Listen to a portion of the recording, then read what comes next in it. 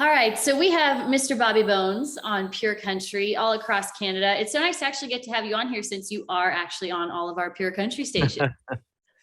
Well, thanks for talking with me, and I'm super pumped for what we're going to talk about. I know. So iHeart Country Festival. I'm super bummed I can't make it, but Saturday, October 30th, live from Austin, Texas. And what can fans, because I actually got to go in 2019 and it's such a cool festival. But for somebody who's never been or has never tuned in, what's something about that festival that's really special that fans can expect to hear? I think when you're listening, what's cool is that the big artists go one after the other, meaning there's not a lot of downtime. Especially with a festival with so many major artists, it takes like half hour between each set because you got to move equipment in and out. But with this, we have a rotating stage. So as soon as Toby Keith plays, the stage flips around, and then Jake Owen plays. The stage flips around, and then Little Big Town plays. And so, if you love country music, but you hate waiting around, I think it's big stars, and they're all coming to you really quickly. Including Bobby Bones and the Raging Idiots, which has got to be fun to be able to play yourself as well. It is. I mean, for me, I mostly use the Raging Idiots as a comedy outlet, but they said, "Hey, we've sold one ticket. We need to fill this place up," and so we jumped on and sold it out. That didn't happen at all. But why it was important for me to play is that we get to highlight new artists. And so, we're going to play, and then we found a guy on TikTok that's going to jump in at the end of our set. He was, washing cars at a car wash, a few states over, and I found him and said, "Hey, come play on the radio show." And he was so good that I wanted to give him his big break during the festival. So we're going to play a couple, comedy songs and then give new artists a chance to really thrive in a big-time environment. That's so cool. And I think that's the thing about your show that is so awesome, because obviously we play the Country Top 30 with Bobby Bones Saturdays at 3 p.m. on Pure Country. And yes, you hear like the Blake Sheltons, Chase Rice, Cole Swindell, all these people that are going to be at iHeart Country Festival. But you also give a lot of new artists a chance to, break through and show people who they are. Is that fun for you to get to yourself also discover these new artists? Yeah, and I like to find artists that I think our listeners will resonate with, either through a message or a song or just a voice. But for me, mostly it's about giving people opportunities. I mean, I wouldn't be here if opportunities weren't given to me. So I kind of feel like it's the rite of passage for me to pass it on down to these new folks. And I've become great friends with artists that I've been able to kind of expose to the listeners. But the listeners are the ones really doing it. I mean, all I can do, I'm like a waiter. I'll bring you food. You may like it or you may not like it. And for the most part, it's been good food. It's been great artists. And I can't wait for people to see and meet Josh. So far, what you serve on Pure Country, most of our fans truly enjoy. So we appreciate it. But speaking of becoming friends with artists, I have to ask, because I'm uber jealous. My husband and I got married in our backyard last year, so we didn't really have the opportunity to have Brooks and Dunn, well, Ronnie Dunn perform at our wedding. But how did you have a moment of going, I can't believe where I started, where I've come from, everything, to having Ronnie Dunn singing Neon Moon at my wedding? Yeah, I think I live that, quite often, where I look and go, wow, I can't believe this happened, to a guy who, was raised in a town of 700 people.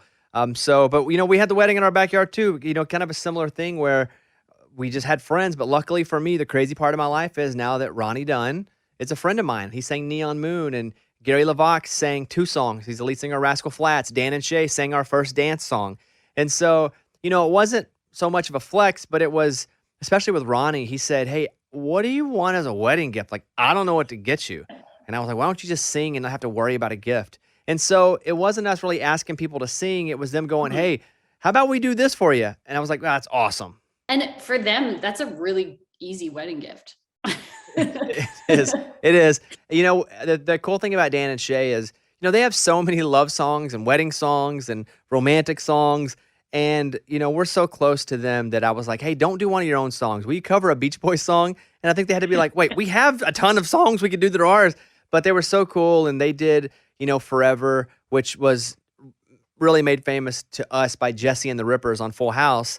But they did it. And then as a wedding gift, they made it and they cut it in the studio, and they gave us like a hard drive with a song on it. So it was really special. And yes, it is like that quite often where I look and I go, "Man, this is crazy that I get to live this life now."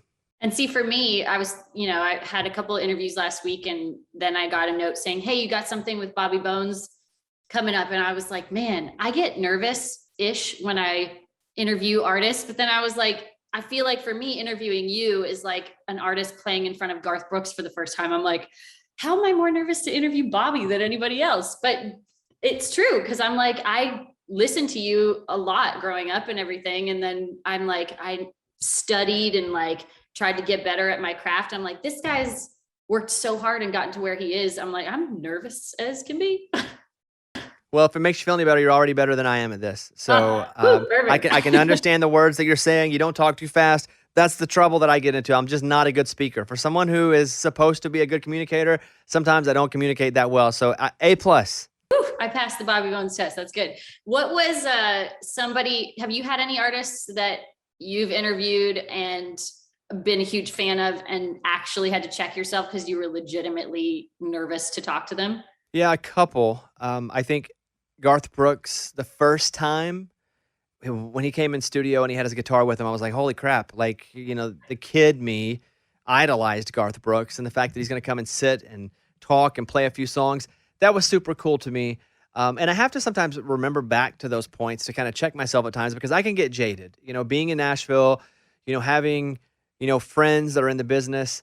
I start to just see like they're literally just humans who have a skill that we've deemed to be cooler than other skills. You kind of wish a brain surgeon or, somebody fighting cancer would be super cool in people's eyes, but it's somebody who sings. And so they're normal folks like we are, except for the people that when I was a kid and I looked up to. Like I had a relationship with Joe Diffie before he died, and I thought that was super cool.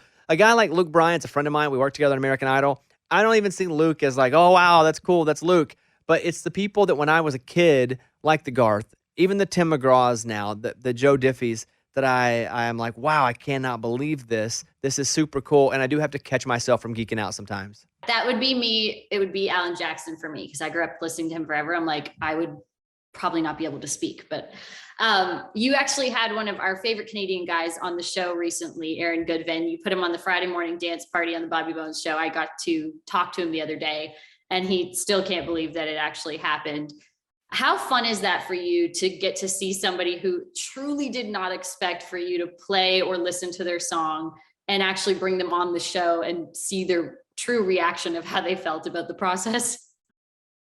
Yeah, that's the best for me, because he was not expecting that to happen at all. And so he had sent up just a picture and was like, hey, here's my new song. But I get 10,000 of those, right? And, both of us do. We get artists, and they should be pitching their stuff to us.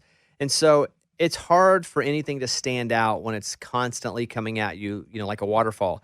But he had, sent this picture, and it didn't say, hey, please play my song or please put me in rotation. Because I don't really deal with music that much. I don't program music. But it said, hey, would you mind mixing me up in the Friday morning dance party, which is a segment we do on Fridays where we mix all kinds of music. It's a lot of 90s country, but we throw in some old school hip hop, some new stuff as well. And I said, well, that's very interesting. But I had to go listen to the song, because if the song would have stunk, I wouldn't have played it. And I remember sitting with, Mike D and Eddie, and we were like, man, this song's actually really good. So we played it, and listeners started to respond. And then we reached out, and then we were like, hey, man, why don't you come play on the show? And he was like, are you kidding me? And then he came up and he killed it. He was just so good. And I'm so rooting for him, and just, can't wait to follow his career even farther. He's awesome. And the song is Lonely Drum for anyone listening, which is a big song in Canada. People love line dancing to it and all that. And I have to ask, because I feel like your story is such one that's so inspirational to someone who, I think we've all probably felt this way, maybe like something might be too far-fetched for us as far as a dream or someone who we aspire to be, but you have been someone that has followed your dreams, pushed through everything that has come your way, and are sitting here where you are today, having a show on Disney Plus, being a mentor on American Idol, got the show, all that. Has there been a moment that you can recall where you thought this is just not going to happen? I mean, I kind of oddly always believed in myself. I think I was, and I come from so little that it was okay for me to fail, because I never felt like it was going to be hard to be broke, because I was broke my whole life. And so I just always felt like I could get to the next level. I never looked at myself when I was 17 or 18 starting out. I wasn't looking at, what can I do in Hollywood? It was how can I get to the next step? And I started on a tiny radio station and moved to a small station, and a small station to a slightly bigger one. And, I just climbed the ladder slowly, one rung at a time. And, that's kind of how I lead my life now. Don't look too far ahead, kind of take on the next obstacle in front of me. And if it doesn't work out, I usually learn something from it to help it work out the next time. So, for, a kid that grew up in a really small town in Arkansas to be here now, I'm very grateful for it, but I always believed that I could do it because, if I didn't believe in myself, I didn't feel like anyone would. So, I am my own biggest advocate, but I'm also the biggest advocate of other people who are like, man, I don't know if I can do this, because you can. It's just, instead of worried about, 10 leaps ahead, it's just about, how can you perform that next small step to the absolute best, and then kind of let the chips fall after that. For sure. I love that. Well, that's what I'm trying to do. So I feel like it's anybody who's listening right now who feels the same way. It's some good advice to listen to. So you can catch Bobby at the iHeart Country Festival on Saturday, October 30th. Obviously, a ton of big names there: Blake Shelton, Toby Keith, Little Big Town, Jake Owen, Lee Bryce, Carly Pierce, Cole Swindell, Chase Rice. Guess what? Walker Hayes is going to be there, and then Bobby Bones and the Raging Idiots. If you had to pick, which I feel like you won't be able to, is there someone you're most excited to actually get to go as a fan and watch perform? Well, why would you think I wouldn't be able to? Because I don't want to irritate anyone? I feel like a lot of people. Oh, I don't care about that. Yeah, I don't care about that. I'll tell you who I like the most. Yeah, I have no. I'll tell you whatever you want to know. Good, playing like the show, who do I want to see perform the most? Jake always does a really good show, Jake Owen. And so it's always interesting to see how he has, pivoted his shows into something new each time. So probably Jake. Blake's pretty straightforward, but he plays a bunch of hits. You're not going to get a whole lot of, cool dancers or horns behind Blake, but he does play some really good songs. So I'm going to go Jake, and then I'm going to throw this wrinkle in there, in that there's going to be a surprise that happens that everybody's going to be shocked by. So, yeah, if I were ranking them, I would go Jake, Blake. I always love some Little Big Town, so I'll put Little Big Town at third, and then all the way at the last, the Raging Idiots. But there will be a surprise that everyone is shocked by. Can't wait. So Saturday, October 30th, iHeart Country Festival. Wish I was going to be there to get to see you on the red carpet, but can we at least make a plan for you to come to Canada some point in the future? Absolutely. Here's the thing, though. I get cold really easily. So we're going to have to set something up April on, because you guys are way tougher than you're way nicer than I am, but you're also way tougher than I am. And so I need to be there when it's warm, because I'm a little baby. I'll just have a jacket and a hat set aside for you in case you can't handle it. All right. Thank you for talking with me.